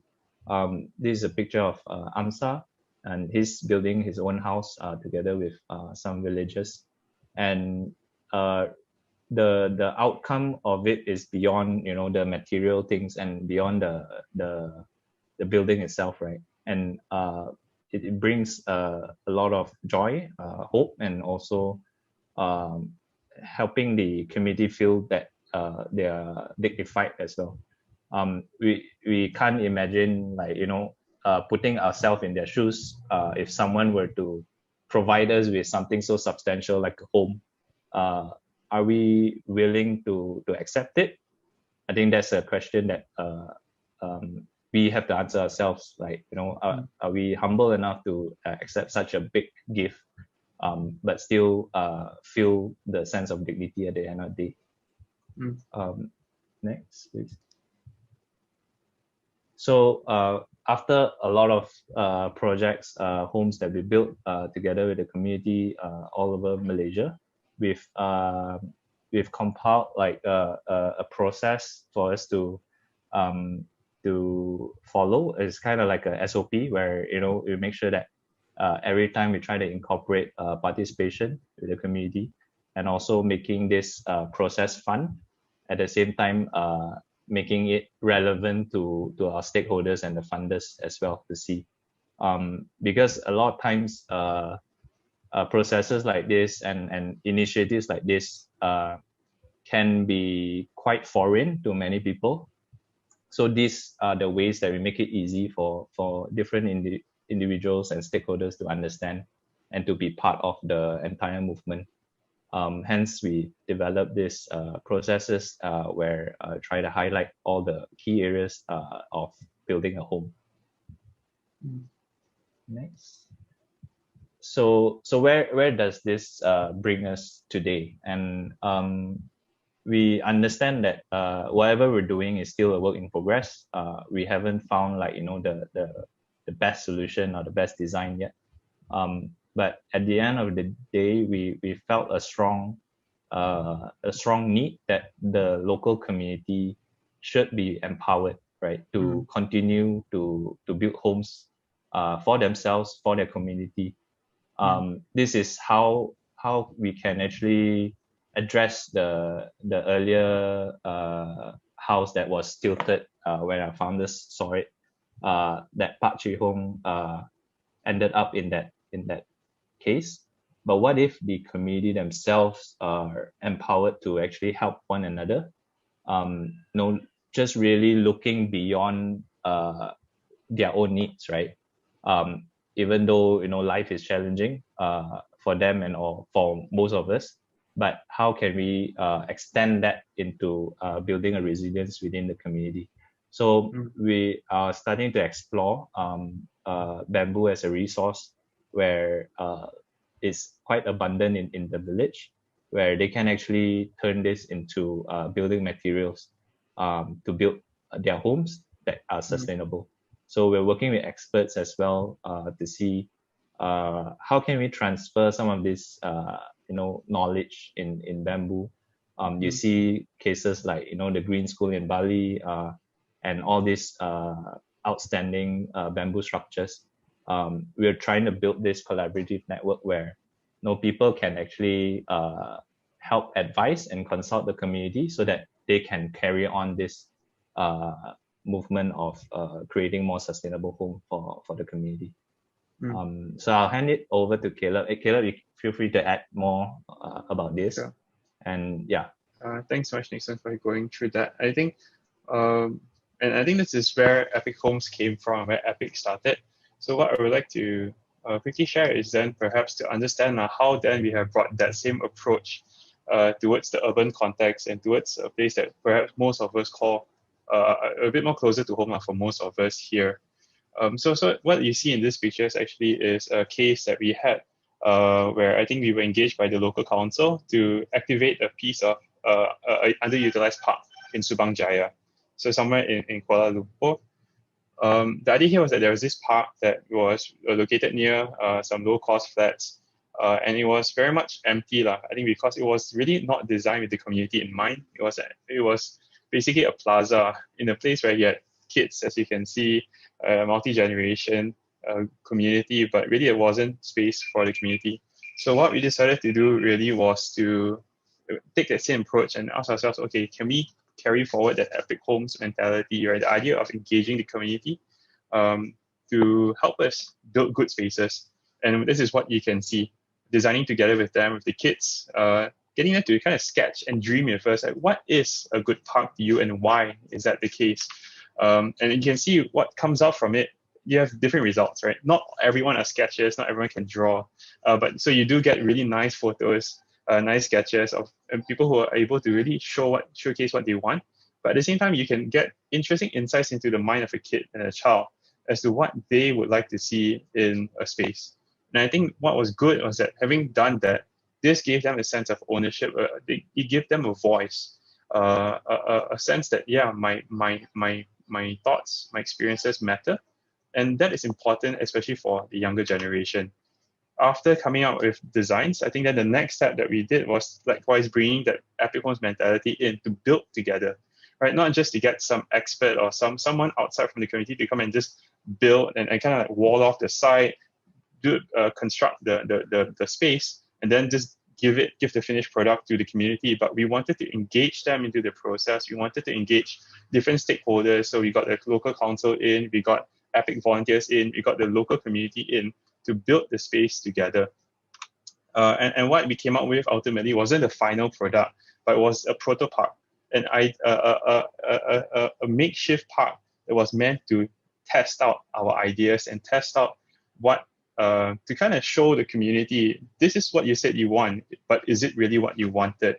And we created a simple park, different components in it, right? Little things like this. Is the idea that now with what we have prototyped, we want to give the community now a chance to experience it firsthand and tell us then again what you actually think about it.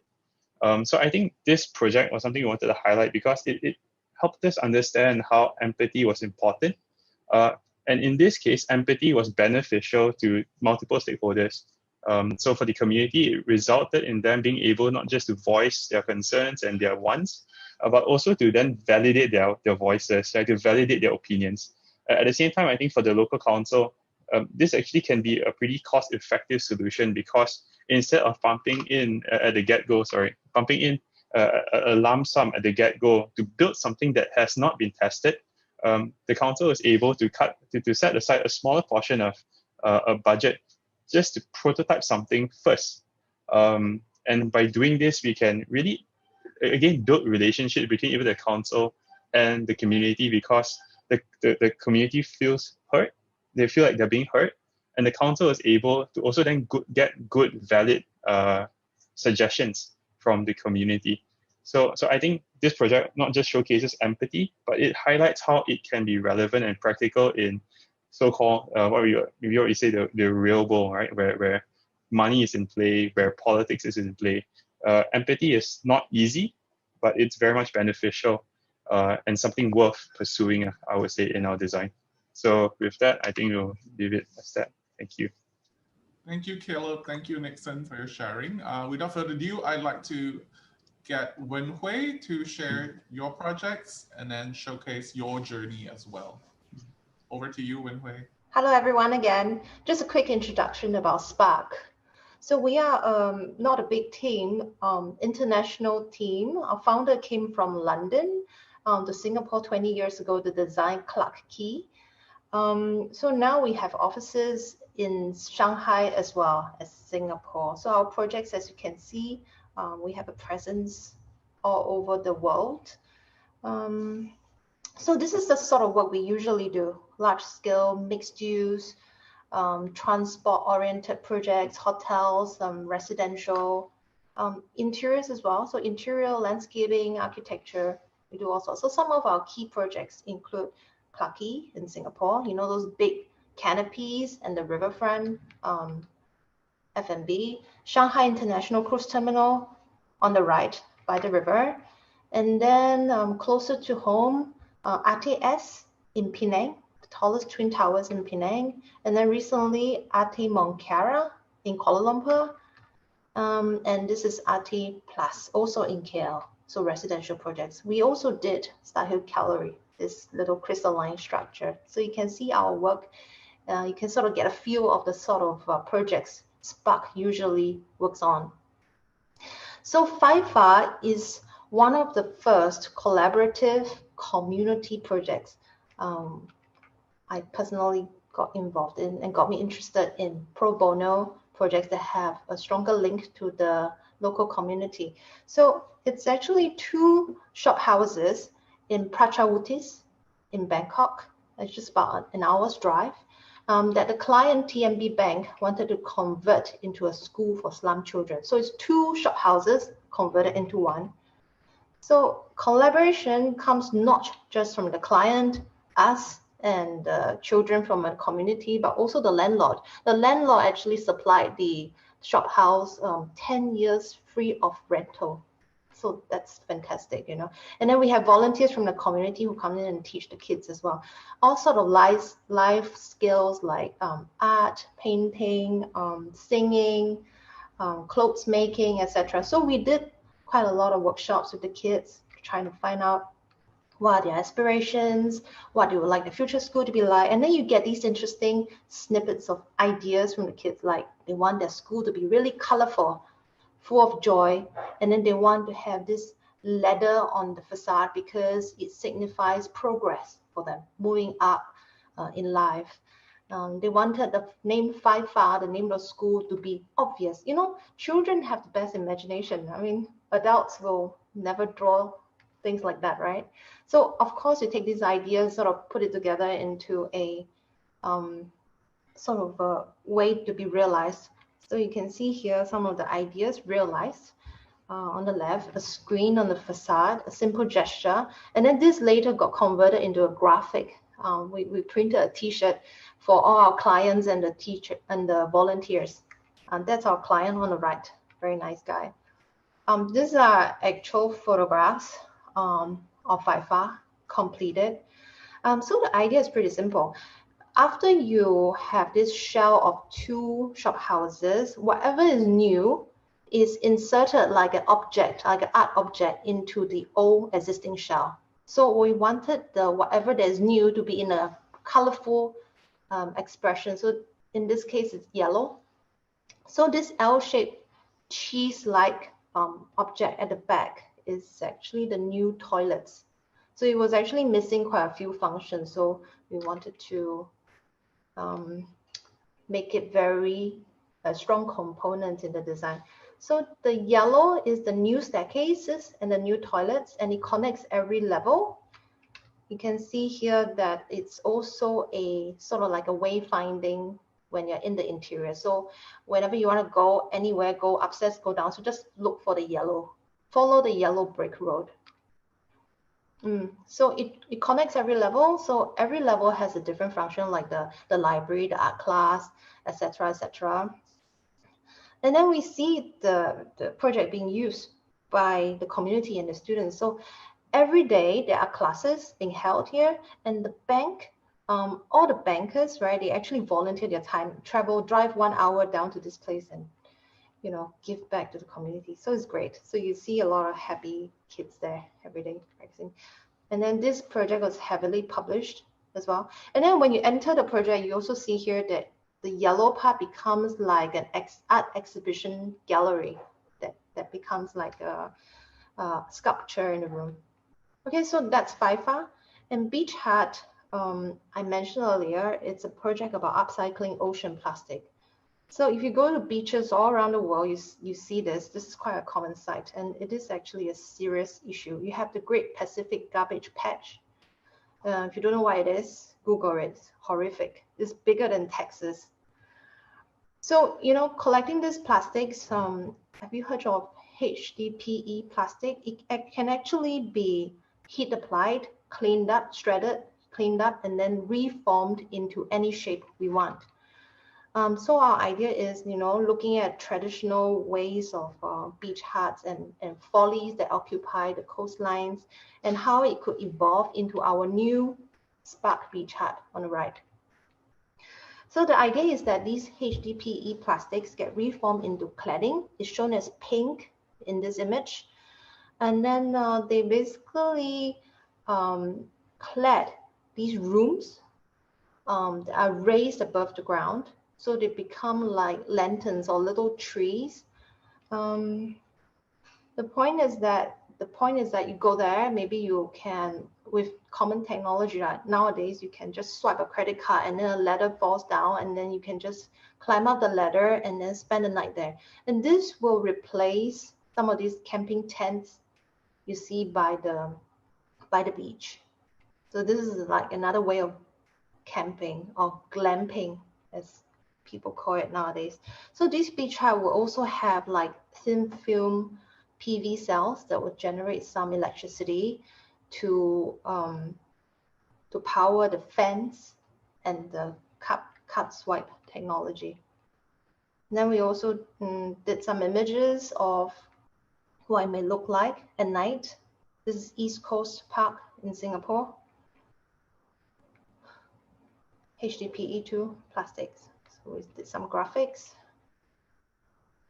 So this is not a real project yet. It's a research project. That means we came up with the idea and then we put in the hours to generate ideas like this.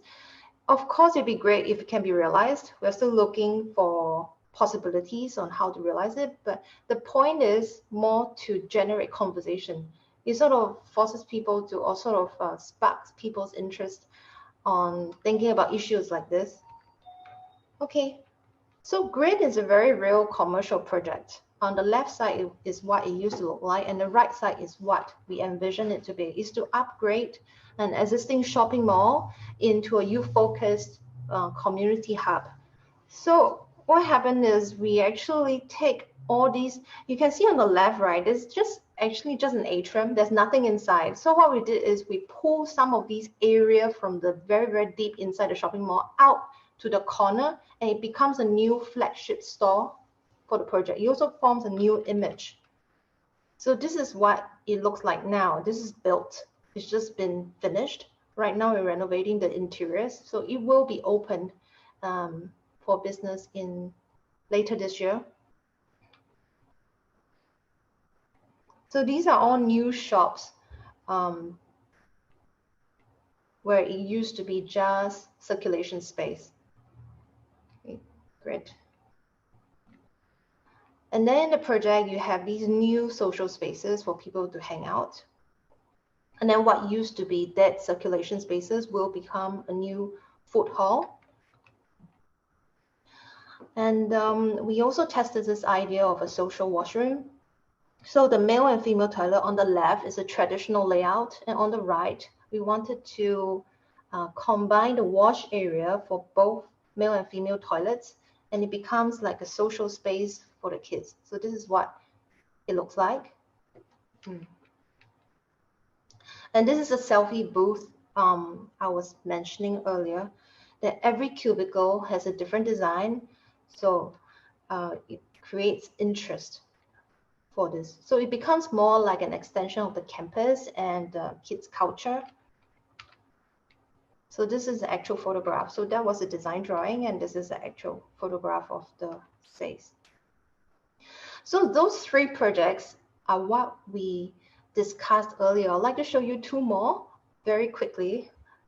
These are just snippets of what we do research on. So Big Ass Toilet is actually dealing with an issue of open defecation in rural parts of India. Actually, lots of places, it happens in lots of places, rural parts of China, rural parts of Africa. Hundreds and thousands of people actually defecate openly every day. Did you know that? So what we wanted to do when we read that was like, we were in shock, and we wanted to do something about it. We thought that perhaps toilets could be 3D printed, and they could be flown into these areas, and then they also become biogas plants to supply electricity for these villages, these rural areas. So this is a rendering of what it looks like. It's on the right. So the shell is 3D printed, but the finishes should be locally integrated and locally sourced. So this is how it works. Above ground, you have 4 cubicles, and then below you have a tank that's buried underground that collects all the human waste, and then it becomes a biogas plant. And then we also collect rainwater, and there was also some solar cells, so it would generate some electricity and recycle rainwater. Okay, so we did a series of studies. This was heavily published about 2 years ago, and then we do get interest from people writing in to ask if this is already in production, they would like to buy it. So this is still in the pipeline. So this is what it looks like. You can see they are in the top part of the image. Okay, then this is a fun project that we worked on a couple years ago. We were approached by Bow Wow House and Blue House Charity. They are pets charity group that invited maybe more than 100 designers to build and contribute dog houses, like dog kennels. So what they did was to exhibit these dog kennels in different parts of the world, and then they auction them, and then the proceeds go to build Pets Hospital. So that's what we did. We actually contributed 2 pets houses. We held a competition within Spark for ideas, and then we, through voting, we selected the 2 best ideas, and then we made the dog houses ourselves. The first idea is called PET. One is made from PET plastic bottles. So you know all the big plastic water bottles we drink, and it's been thrown away. So we actually upcycled them to become a new dog house. And then the second idea is more like a social idea for little puppies, right? Usually dog kennels, they come one by one. And then we had an idea to have a group of dog kennels. So it's like social housing for dogs. So then we call it Reservoir Dogs, or Quentin Tarantino fans. So this was actually realized a couple of years back. So on the left, we built these ourselves, and then they were shipped to London and exhibited at the St. Pancras station, and it was auctioned away.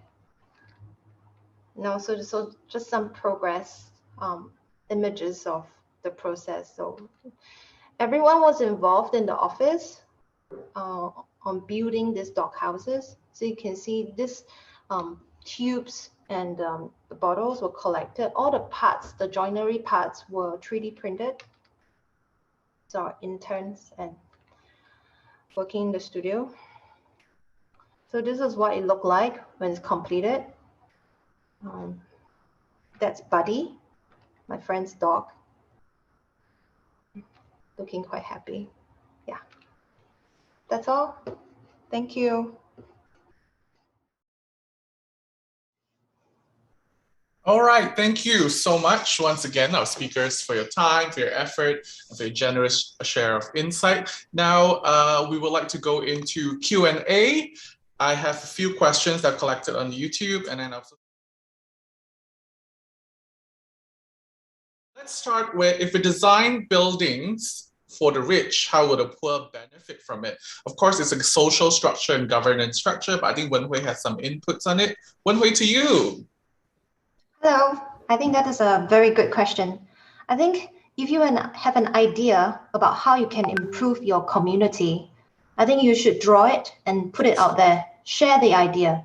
Like what I just talked about, the big ass toilet is a good example. When we read up about the issue of the open defecation, we were shocked, like there's such a thing happening in the world.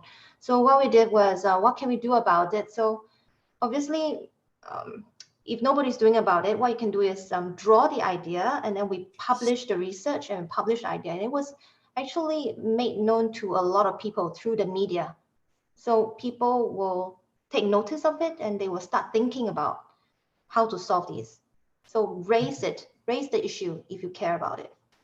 Yeah, raising issue, that's great, Wenhui. So that would mean that is what Epic is currently doing, because Epic was highlighting the housing challenges in Malaysia for the indigenous people. Nixon, can you do a quick one? How do you channel those corporate funding into Epic's work?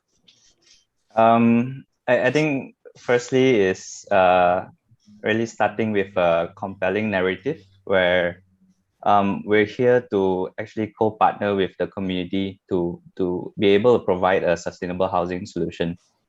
Where in the past there are different efforts, but then you're still not quite there. So it's really that, while we provide this co-partnership with the community, and whatever funds that's going to be channeled is going to be long-term, it's going to be sustainable, and it's going to last the family for the next 20, 30 years, and give them a good platform for them to build a strong family foundation.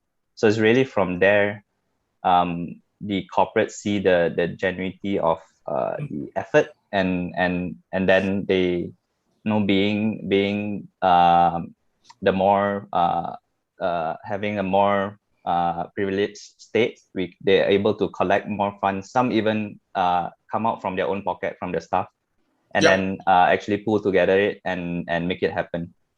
Yeah. So from what I understand is, you either have that capacity to shift funding or moving cash from one to another. The other one is creating a statement so that there's a demand and a supply so that you can build from there. So this is what I understand from both speakers. Thanks for sharing. I have a question for Caleb. Caleb, you were talking about the urban park earlier. So can you also can you address this question? How do we demonstrate empathy in design, in urban design element or urban context? Yeah, over to you, Caleb. So I think for that project, how we practice empathy was through involving and engaging the community through the design process. I think you can see through the examples, we didn't design in the office. We didn't just design in the office. Not to say we didn't design in the office at all, but it wasn't just stuck in our studio. It wasn't just getting them to come to our office and then interviewing them about what they want. But we went to the community, we went to the space, we went to where they're at, and we asked them those questions, and we gave them the tools using like Padlets, using simple materials to kind of prototype the space in the site itself with them, so that they can tell us what they like, what they don't like. So I think that's the idea. How we can practice empathy in an urban context is to actually engage the people where they are at, rather than get them to come to us. Yeah. Yeah, thanks, Caleb. Can I circle back to you on that social toilet concept, because it is in the middle of the city, and then how did it came about? And then I think emphasizing on that will help our audience understand how do we then demonstrate empathy in an urban setting. Yeah, Wenhui, I can trouble you. Well, actually, the big ass toilet is not in an urban setting. It's in a No, rural I mean setting. the grid. Oh, the grid. The social washroom. Yeah, those. Yeah. I see. Well, it's got to do with what you know about social behavior nowadays, where, I don't know about now, but back then people are really crazy about taking selfies. I mean, there's even a selfie photography studio that opened next door to us recently. Oh, wow. Yeah, so, so it's about integrating that behavior that you know into the design you're working on. So since you have so many cubicles and then the typical toilet is so boring, what can we bring to the design? Of course, it's our own design sensibilities and experience and ideas, right? So in this case, it's about marrying two ideas, putting two ideas together in the same pot. So it can be applied to anything you do, putting disparate ideas together. And then if it works, it will just seem like a great idea. Thank you, Wenhui. I think it's cliche to say think out of the box. I think we should just throw the box out of the way entirely and there's no rule books, right? In a way, as long as it's logical and it's applicable, then that's a good idea that you can apply. I think that's how we can work towards, even for the Asia Young Designer Awards competition. I think everything that you need is in the competition brief. You just need to think about what is logical and relevant, and you can connect. And talking about connectedness, one of the questions is how can young designers who have very little connection make great design happen? So a question to all three of you. Who wants to go first? Your perspective of what connection is and how does it impact you or will impact you? Yeah. Nixon, I can maybe? go. Yeah. Okay. Yeah, I think never don't worry if you're not connected as a young architect. I think the first step is to go out there. Really go out there and join different initiatives that draws you into it, and once you join, you're bound to know people, and because you are inclined towards certain sort of design or a sort of community, then little you know it, actually they all kind of gravitate towards one another. So then you start actually building a lot more connectivity, and then that's when you are able to see how you can use that and express yourself. And then I feel that can actually form your identity within the community as well. So just need to start somewhere, and don't be afraid. Is it all about making first good impression first and then go from there? You don't really need to. You make an impression, whether good or bad. But I think it's really to keep going at it.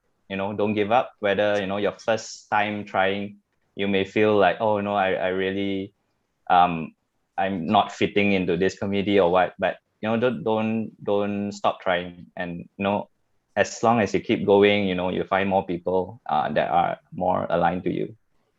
Thank you, Nixon. Wenhui, what's your take on this, on being connected or finding connections? Finding connection, I suppose from the design perspective, there are two issues here. I think the first question is you got to ask yourself, what are you interested in? What are the topics that really fire up your brain or your person? So then the second thing is do your research. Do your research. If you want to get connected to a community or another culture that you have no idea about, then find out about them. Talk to the people. I mean, if you want to do a design for somebody, of course, the best way is to do a workshop, but we don't get that opportunity always. So if it's in a competition, you have to do your research and then bring what is unique to you to the table, to the project. It's so boring to do what everyone else is doing, right? Surely you have your own ideas and your own perspective. Don't be afraid to just voice your opinion. Yeah, thanks, Wenhui. Caleb, what's your take? Because that's how you ended up in Epic in your first job. How did it all came together from your point of view? I think they've already shared kind of the answers that I would agree with. So be clear, find out what you're interested in, find avenues to apply yourself in your passions, right? So like for me, it was this sort of design, this approach to it. Then I found a place that could allow me to practice it. Didn't have all the answers, but decided to just take the plunge. Yeah, I think so. That's that lah. But I think as a young designer, so one thing I'm learning that's actually quite important that perhaps young designers might just take to heart is don't be too anxious if you are not it feels like you're not creating any impact now, because I think it's a long road ahead. That's one thing I'm learning as well. Like don't look around and compare yourself with others too much, because I think we're all on our different journeys. So you will build connections over time. Some of us quicker than others, but that's fine. And impact will come if you have the right heart, the right intention. It will come sooner or later, but just don't be too anxious about creating impact now. I think that's the advice I'm trying to remind myself of, and I think it's good for us as well. Yeah, so I like to sum it up and add a bit more is whether you're young or old doesn't matter, whether you're an architect or not doesn't matter. As long as you want to connect, but you also first need to understand, so adding on to Wenhui's, so before you asking what you want to do or what you're interested in, there's also one fundamental question: how well do you know yourself? Are you an introvert? Are you an extrovert? Are you naturally engaging with people, or do you enjoy people's company to begin with? Because if you yourself, deep down, you don't like people like me, it's very hard for you to connect or want to connect or willing to connect, right? And that would lead to Wenhui's question, what are you interested in? Because if you're so passionate about something, you might leap out of your comfort zone. So the whole idea of joining competitions and networking and challenges is we're constantly pushing our boundaries, getting ourselves into situations that we're not familiar with so that we can learn a new thing or two, meet a new person or two, and then over time it becomes a mountain of connection that you can potentially make things happen and have impact. So that's basically all the questions I've got today, which is quite concise, which is great. As speakers, would you guys like to say any last words before we wrap up today's session? Yeah.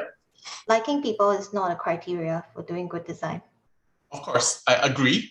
I definitely agree. You don't have to like everyone though, that's for sure, as long as you are confident with what you do or learn what you want to do. But I think having right connection is also, having good connection with people would hopefully make things easier sometimes, not all the time. Might complicate things with more people.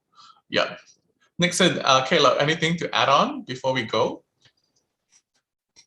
I'm gonna use what Caleb shared is about like you don't need to have your own language. I think oftentimes just don't come with some assumption.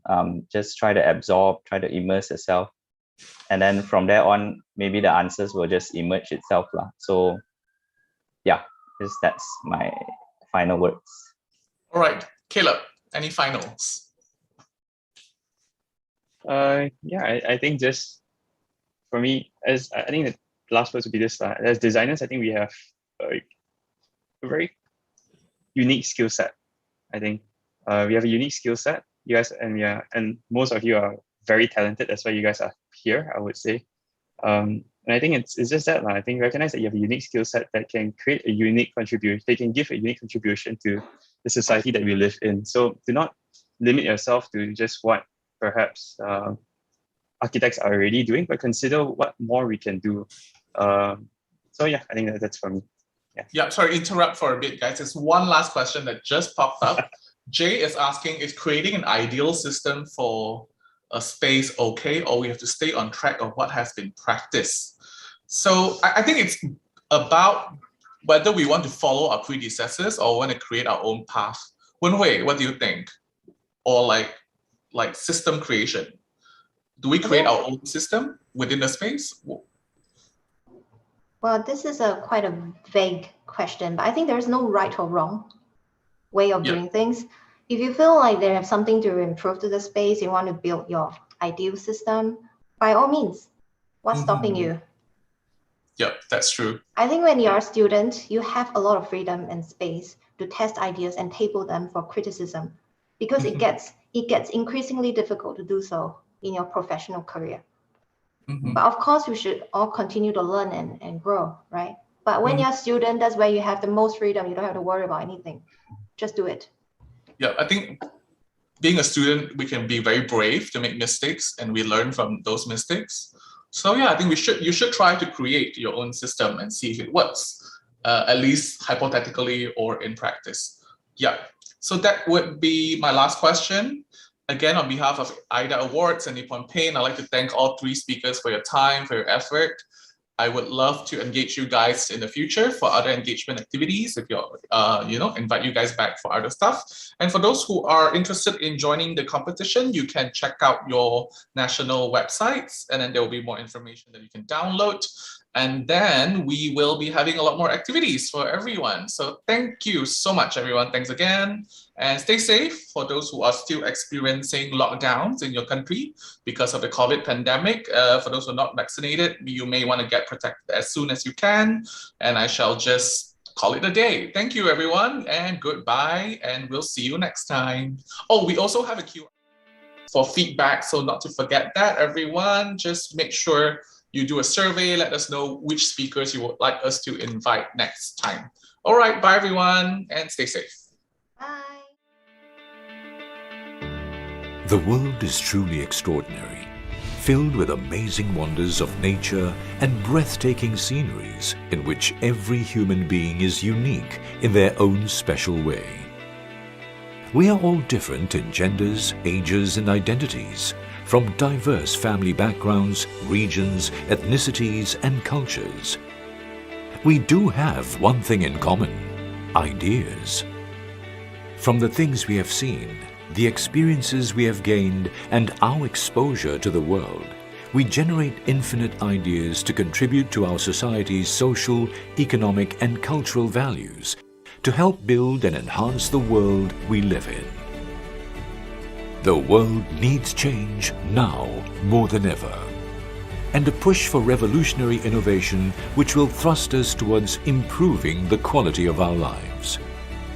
AYDA is determined to positively build a community of enthusiastic, outstanding, and compassionate spatial designers. We believe we can provide more to the world through our efforts. Founded in 2008, AYDA aims to help nurture the talents of tomorrow, together with leading architects and interior designers of our generation.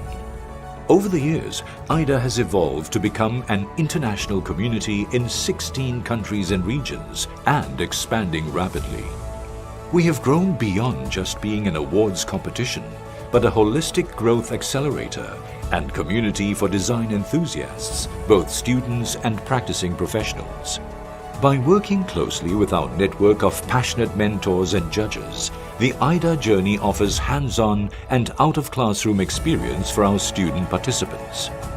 This is vital in helping young designers reach maturity upon graduating and entering the world of spatial design with a socially conscious heart in their pocket. Through the valuable sharing and guidance from our outstanding mentors and lecturers, our participants will acquire relevant technical skills, explore being creative with designs, and be able to better understand market needs. Many of our beloved alumni are on an ongoing journey to better impact the future by interpreting the pinnacle of good designs.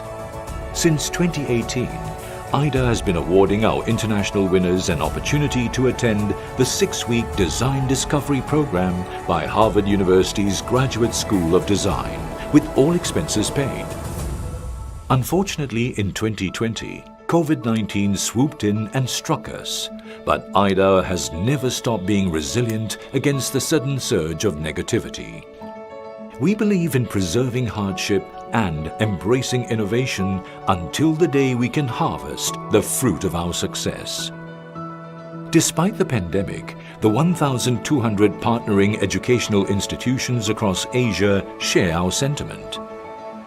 The number of entries did not dwindle, and participating students' morale alongside their mentors has never been stronger. With AYDA going beyond Asia, we are persistently amplifying creativity and unearthing hidden talents within every young designer.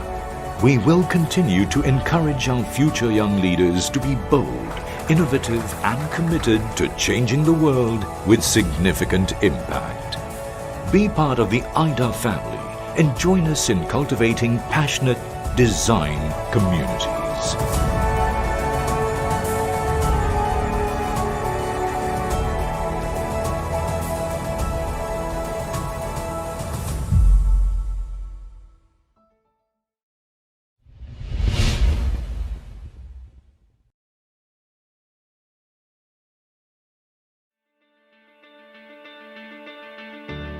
The world is truly extraordinary, filled with amazing wonders of nature and breathtaking sceneries in which every human being is unique in their own special way. We are all different in genders, ages and identities, from diverse family backgrounds, regions, ethnicities and cultures. We do have one thing in common: ideas. From the things we have seen, the experiences we have gained and our exposure to the world, we generate infinite ideas to contribute to our society's social, economic and cultural values, to help build and enhance the world we live in. The world needs change now more than ever, and a push for revolutionary innovation which will thrust us towards improving the quality of our lives. AYDA is determined to positively build a community of enthusiastic, outstanding and compassionate spatial designers. We believe we can provide more to the world through our efforts. Founded in 2008, AYDA aims to help nurture the talents of tomorrow, together with leading architects and interior designers of our generation. Over the years, AYDA has evolved to become an international community in 16 countries and regions and expanding rapidly. We have grown beyond just being an awards competition, but a holistic growth accelerator and community for design enthusiasts, both students and practicing professionals. By working closely with our network of passionate mentors and judges, the AYDA journey offers hands-on and out-of-classroom experience for our student participants. This is vital in helping young designers reach maturity upon graduating and entering the world of spatial design with a socially conscious heart in their pocket. Through the valuable sharing and guidance from our outstanding mentors and lecturers, our participants will acquire relevant technical skills, explore being creative with designs, and be able to better understand market needs. Many of our beloved alumni are on an ongoing journey to better impact the future by interpreting the pinnacle of good designs. Since 2018, AYDA has been awarding our international winners an opportunity to attend the 6-week Design Discovery Program by Harvard University's Graduate School of Design, with all expenses paid. Unfortunately, in 2020, COVID-19 swooped in and struck us, but AYDA has never stopped being resilient against the sudden surge of negativity.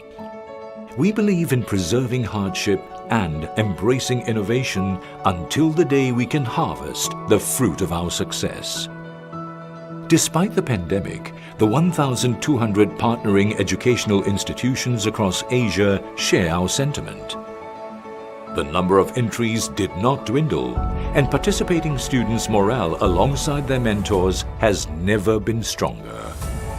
With AYDA going beyond Asia, we are persistently amplifying creativity and unearthing hidden talents within every young designer. We will continue to encourage our future young leaders to be bold, innovative and committed to changing the world with significant impact.